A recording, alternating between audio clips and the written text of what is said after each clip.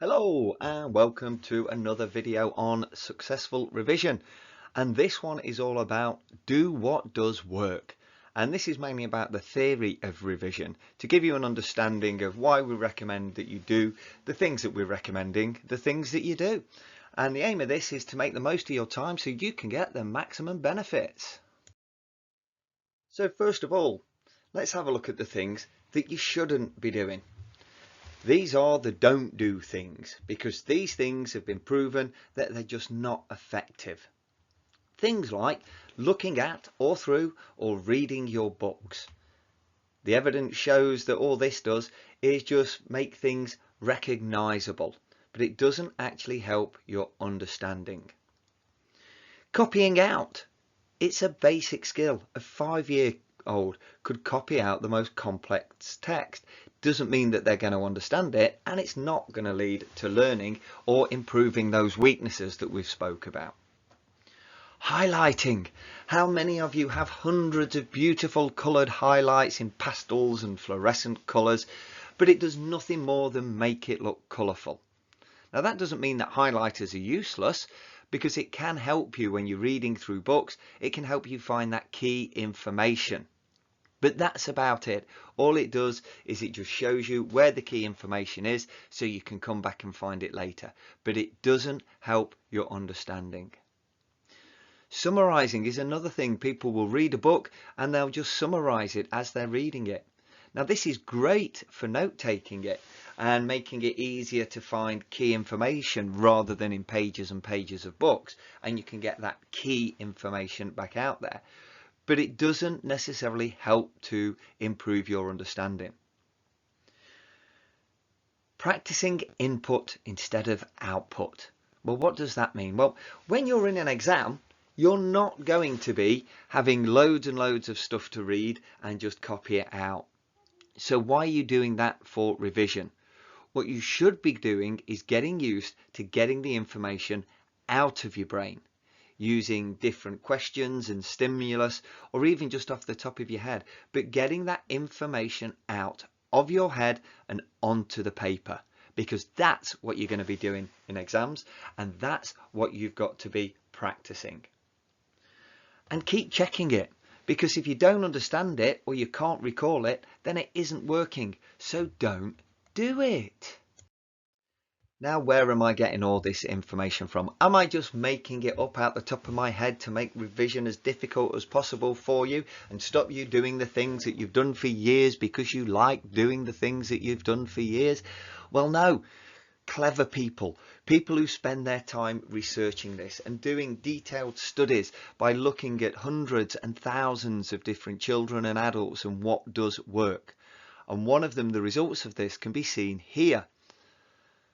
And you can see the different techniques that are effective.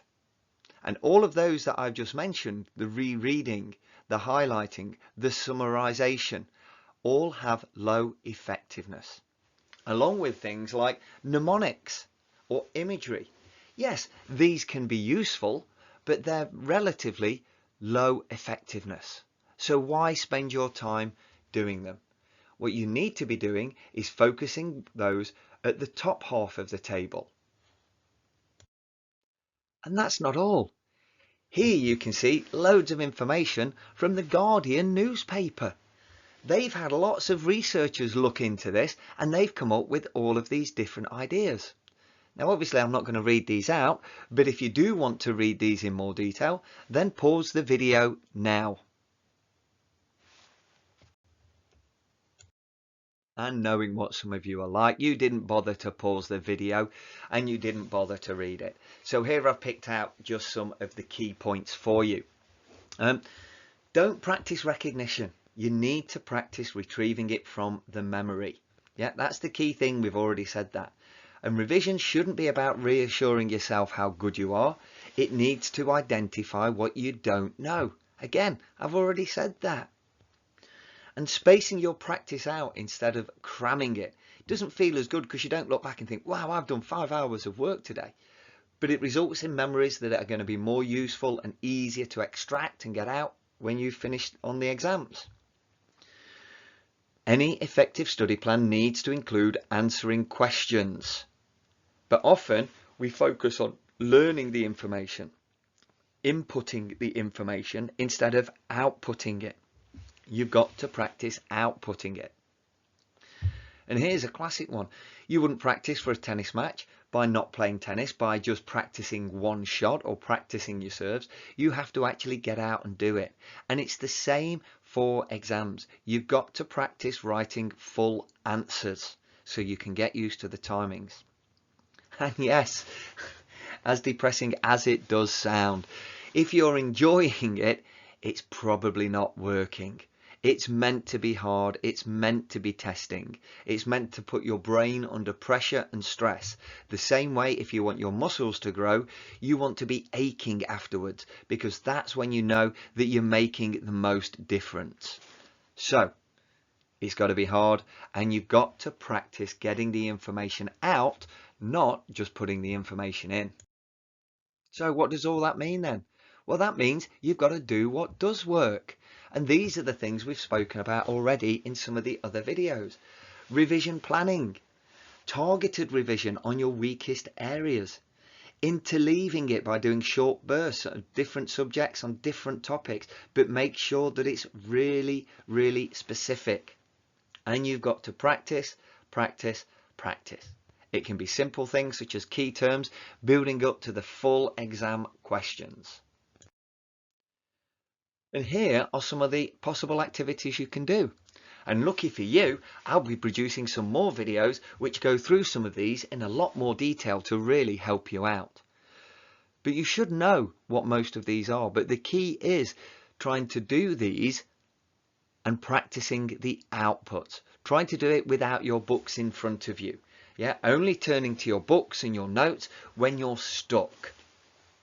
So you can see there's lots of different ideas here. Flashcards is one. Flashcards are the best if you make your own. But think about what ways you're going to do it. Are you going to come up with your own questions, or maybe write exam questions and then the answers on the other side of them? When you use flashcards, how are you going to use them? And one way is to use the Leitner system, which is basically you repeatedly go through your flashcards.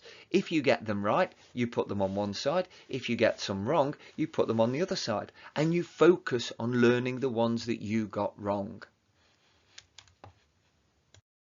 So, to finish off, there are hundreds of different things that you can do. But you've got to make sure that these things that you are doing and putting your time into work. And you can only do that by testing yourself. And also, there's loads of stuff on YouTube about making them pretty with all these gel pens and everything like that. Does it help your recall? Does it help your understanding? No. There is a time and a place for colouring in. It may be when you're categorising key information or trying to show links when things are related to each other.